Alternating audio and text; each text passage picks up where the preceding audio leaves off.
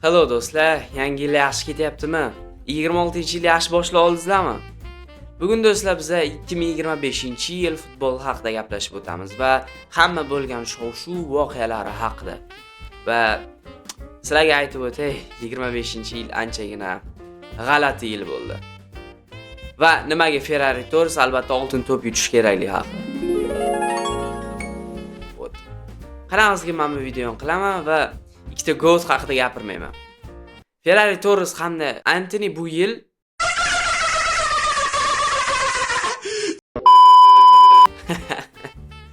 hazırlaştım. Lionel Messi bu yil MLS kubogini yutdi va Hindistonga tur qildi. Va prosta eslatib o'taman sizlarga. Inter Miami Messi kelishidan oldin MLS'da pasida yurdi. 20-mesda, 19-mesda.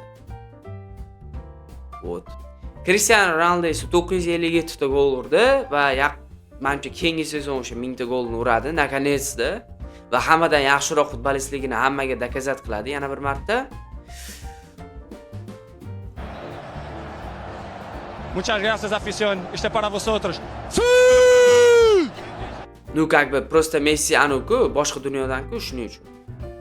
Nimalar deyapsan o'zing betofiq, ovsar, turqinga bir qarasangchi. Sotak. Afsuski Ronaldo esa hech qanaqa trofey yutmadi. Между прочим, Ronaldo trofey yutdi. Eng zo'r shartni futbolisti degan trofey yutdi. Messi gnoming nima qildi? Bu yil prosta dabdada MLS kubogini yutdimi? Shumi bo'ldimi? Boshqa nima? Zato Instagramda Ronaldoda dahshat подписчикlar ko'p, juda ham. 700 milliondan shunaqa. Bugun o'mingda qancha? Lionel Messi'da. Всё, bo'ldi, всё, sport tugadi. Nu agar sanga bo'lsa, mayli, hop. YouTube'da do'stlar trofey yutibdi, mana shu aytgan trofey yutibdi. Qayerda o'ymak roldi o'zi bu? Keyingi yil ularning last dance bo'ladi, jahon chempionati va menimcha bular ikkalasi ham butun borini berishadi. Kutib qolamiz. 2025-yil shov-shuvlik yili bo'ldi, sensatsiyalarga boy va birinchidan albatta PSJning Chempionlar Ligasini yutishi va o'zi umuman PSJning eng hate qilingan klubdan eng pashti yaxshi ko'ringan klubga aylanishi.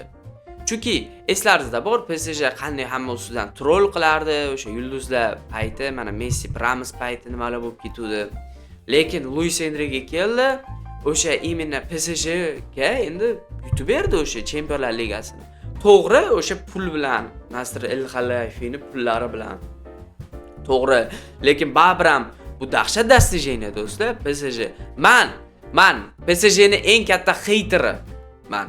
Lekin men o'zim PSJni yoqtirishni boshladim. O'yinlari qanday ular top o'sha 3 ta triosi bir-biri bilan almashisi, Xvichani o'yini, Barkalya, Dembele, Doué, Désiré Doué 5-0 o'sha Interda yutishi. Prosta Kстати, men Barsani fanati bo'lganim uchun Inter yutganlari prosta mazza qildim do'stlar.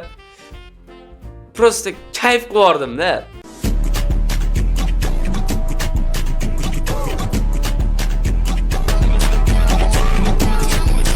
Usmon Dembele oltin to'pni yutishi mayli. Babram Rafinha yutish kerak, mayli. Bu ham dahshat o'ynadi. Xullas do'stlar, PSJning eng hate qilingan klubdan eng yaxshi ko'rinadigan klubga aylanishi dahshat transformatsiya. Biz yoshlar kutgandik, bilgandik mana shunday o'zgarishlar bo'lishi. Liverpool bu yil Premier Ligani yutdi. Arne Slot esa pashti klubdan zo'rroq murabbiy deyishyapti hamma.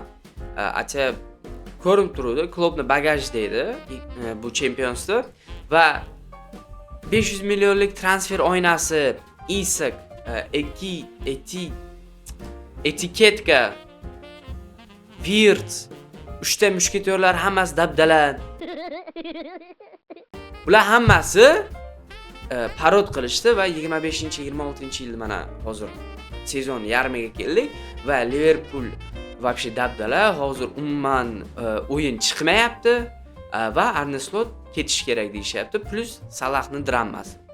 Endi Salah qisqacha qilib aytsak, Salahni o'yinga chiqarmagan bir ikkita o'yinda Arne Slot startoviy sostavga va shuning uchun ham как бы Salah jurnalistlarga borib aytgan, nimaga meni chiqarmayaptilar deb va shu ketish bilan menimcha Liverpool Arne Slot tomonidan oldi va Salah yanvar oyida bu klubni tark etadi. Salah oldingi sezon dahshat o'ynadi va o'sha oldingi sezonni boshi bu yog'iga lekin Salah umuman dabdala o'ynadi do'stlar. 25-yil Salah uchun juda ham yomon yil bo'ldi. Juda ham. Menimcha Saudiyaga vaqt keldi Salah. Chelsea yangi formatdagi klub jahon chempionatini yutdi va hammaga tushuntirdiki, bular ham elitaga qaytdi. O'zi umuman Enzo Marescaning o'sha Chelseaga kelishi anchagina pessimizm bilan, negativlik bilan qabul qilingan, no?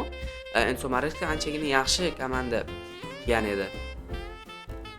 Prosta afsuski men 1-yanvarga hozir video olyapman, hozirgina ko'rib qoldim. Enzo Maresca Chelseadan ketishligi haqida. Chelsea nima qilyapti to'g'risi bilmadim. Bu o'zi umuman tushunmayman. Klub jahon chempionati haqida gapirsam, endi ko'p gap bor, lekin bitta gap, klub jahon chempionati keraksiz turnir va prosta nima deydi uni? Mana hozir ko'ryapmiz-ku jarohatlar nimaga ko'paydi. Imенно o'sha klub jahon chempionati deb bo'ldi. Chunki do'stlar, futbolistlar butun sezon o'ynayapti, yana 2 oy bu ana shu klub jahon chempionatiga borib keladi. Iyul oxiri bilan avgust boshida agar dam olmasa, salgina boshqa payt dam ola olmaydi. Shunaqa gaplar.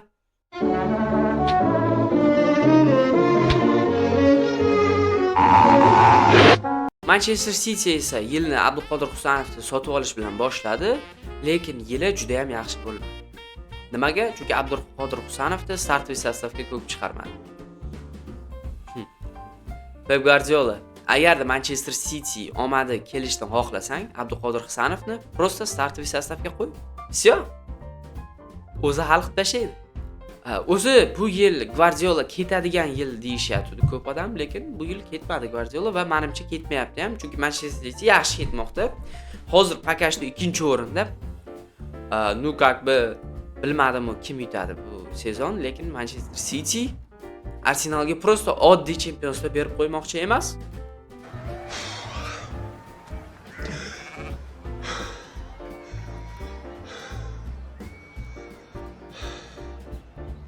Manchester United bu yilni yomon boshladi deb o'tsak ham bo'ladi. Juda ham yomon boshladi.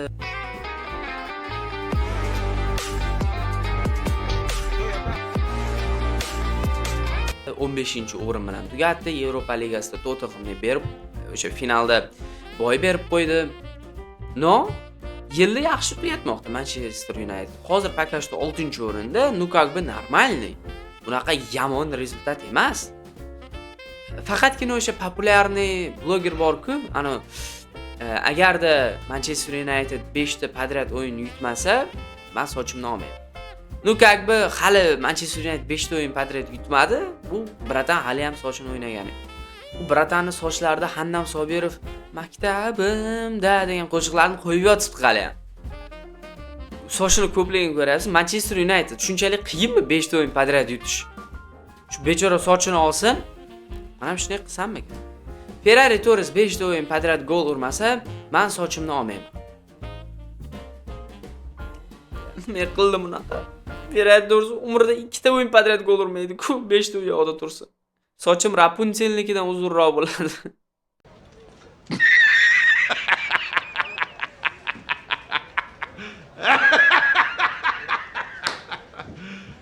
You serious? Ну ладно. Yuraveramiz endi uzun soch bilan. Arsenal esa bu yilda yana 2-o'rin bo'lib boshladi. Arsenal har doim 2-o'rinni oladi. Ular birda olsa problema. No, yilda 1-o'rin bilan tugatmoqda va menimcha Premier Ligani yutadi bu yil Arsenal. Chunki dahshat sostav, Mikel Merino вообще center napadения, Gyökeres sotib olishdi. Ну как бы Gyökeres faqat sochini mana bunday tarab yuribdi-yu, nomayli. U ham gol uradi hali. Prosta kutinglar. Ну как бы bu yil yutish kerak endi Premier Ligani Arsenal. Хотя xudo biladi, bu Arsenal. bularga hamma Premier Liga "Ma, birinchi o'rinni ol" desa, yo'q, biz ikkinchi o'rinni olishimiz kerak degan klublar. Undan ham oldingi yil bu hamma narsani dokazatel qilingan. Arsenal Tottenham Yevropa Ligasini yutdi bu yil наконец-то va biza mem content makerlar uchun memlarni salgina kamaytirdi. Chunki 5 trofeylik seriyasiga yakun soldi.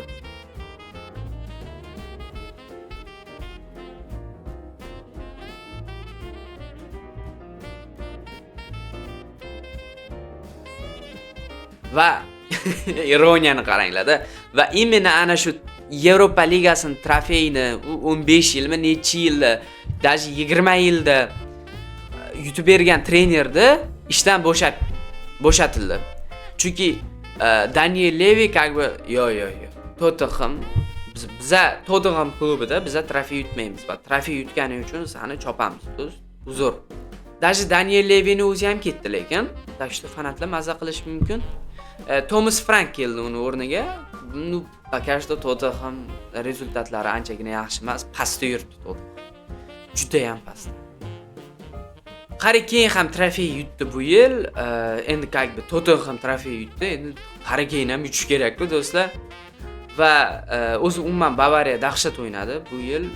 O'zi umuman Harry Kane uchun juda ham xursandman, chunki Harry Kane bizani avlodimizdagi endi Suarezlardan keng chiqqan Harry Kane-da. Bu Harry Kane men uchun eng complete player, eng complete striker. Chunki Harry Kane ham pas bera oladi, ham gol ura oladi, любой narsa qila oladi. Shu tezlik yo'q salgina, bo'l. No как бы qaysi strikerda hozir tezlik bor? No как бы Ferrari Torresdan tashqari, конечно, Ferrari Torres umuman boshqa stratosferadagi futbolist, dunyodagi eng zo'r futbolist. No, Harry Kane menimcha eng yaxshi striker hozircha. Va kutib qolamiz yana ko'p gollar, yana ko'proq medallar 26-yilda Harry Kane'dan. O'zbek futboli ham rivojlanib ketdi. U17 terma jamoamiz jahon chempionatiga chiqib, play-offga chiqib, Xorvatiyani yutib, Italiyadan mag'lub bo'lishdi, lekin dahshat. Va katta terma jamoamiz наконец-то jahon chempionatiga chiqdi. 26-jahon chempionati. O'zbek Superligasida esa Nasaf, Bunyodkor, Paxtakor dominatsiyasi tugadi-da va Neftchi komandasi Superligani yutdi. Prosta esimga tushib qoldi. Imенно Neftchi futbolchisi, u eslaringizda bo'lsa, bitta futbolist borib hakam tepuvdi-ku. Imенно shu Neftchi futbolchisi bo'lgan ekan. Qiziqarli fakt. Barselona Hansi Flick qo'l ostida ichki treble qayd etdi va vashi magiya qildi desak ham bo'ladi. Chempionlar Ligasi finaldan даже necha 5 minut u yoqda edi-da. 5 minutmi, 2 minutmi u yoqda edi xullas. Endi Ferrari Torres o'zi bagajda hamma narsani kontrol qildi, o'zi gollar urdi, o'zi paslar berdi. Ferrari Torres bo'lmasa Barselona bunaqa dahshat narsalar qila olmasdi. Albatta, Rafinha dahshat statistika bilan oltin to'pni yuta olmadi, даже top 5talikka kirmadi, FIFA Pro'ni sostaviga kirmadi, o'sha simvolitskiy yil sostaviga. No. Muhimi Rafinha bizani yuraklarimizni zabt etdi. O'shanisi eng muhimi. Real Madrid esa bu yilda butun kuchi bilan esdan chiqarmoqda, chunki ko'p nima deydi uni, shov-shuvlar, kim nimalar.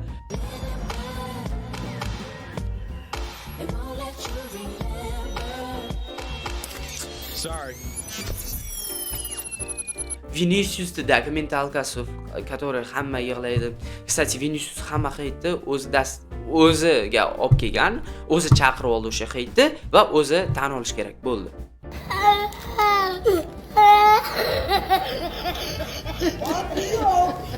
Umuman trofey yo'q. Liderlarni formasi pastga tushib ketishi va bir ikkita liderlar ketishi, Modric, Lucas Vazquez, Lucas Vazquez Real Madridda anchagina o'zini nima deydi, bagajda ushlab turdi Ferrari Torresda, shuning uchun ham men o'ylashim bo'yicha Real Madrid ancha qiynalmoqda hozir. Ancelotti'ni ketishi, bitta Mbappe yaxshi eslashim mumkin bu yilda. Zo'r o'ynadi, ko'p gol urdi va agarda esim yaxshi bo'lsa, oltin butsani ham yutdi. Montajda qo'yaman agar to'g'rimi yo'qmi informatsiya. 5-2 da yutqazish Atletico Madriddan, Barsa, xullas juda ham ko'p поражениyalar va juda ham kam nima deydi uni? Hope. Keyingi yilga ko'ramiz Xabi Alonso nima qila olar ekan. Atletico Madrid haqida qisqacha. Diego Simeone hali ham Atletico Madriddan ketmadi ishdan.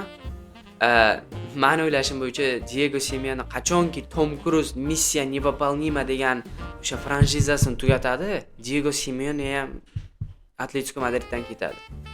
То есть никогда. Ikkalasi ham hech qachon tugatmaydi ishini. Va xursandman. Atletico Madrid bu yili hech nima yutmadi unchalik, как бы endi vaqt keldi Diego Simeone ketishi. Atletico, iltimos. Shu Alvaresni хотя бы uzun narsaga beraveringlar Barselonaga, хотя бы uzun narsaga. To'laydi, o'sha 100 yilda to'laydi lekin o'sha pulni. Italiyaga qaraymiz va Italiyada Antonio Conte Napoli bilan A Seriyani yutdi. Scott McTominay esa eng ko'p auralik futbolist nominatsiyasiga sazovor bo'ldi.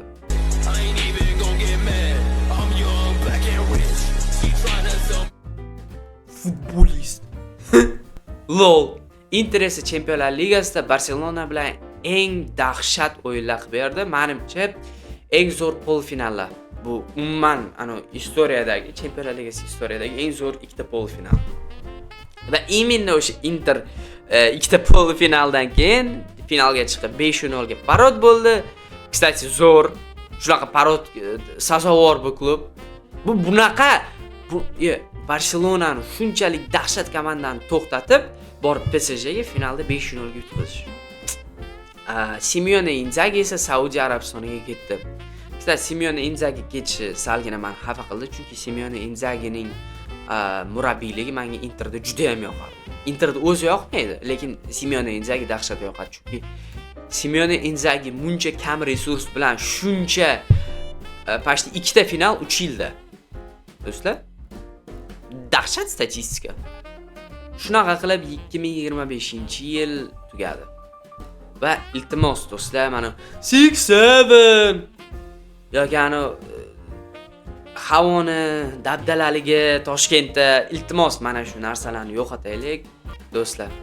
Kelib bo'lgan yangi yil 2026-yil hammalaringizni tabriklayman. Sog' bo'ling, omon bo'ling va umringizdagi hamma niyatlaringizga erishing shu yil. Va do'stlar, hamma narsani hate qilish eslaringizdan chiqmasin. Adios. Kстати, do'stlar, aytdimmi yo'qmi bilmadimmi? No, Ferrari Torres Gold. Kameraga yaxshi ko'rindimi o'zim yo'qmi? Farqi yo'q.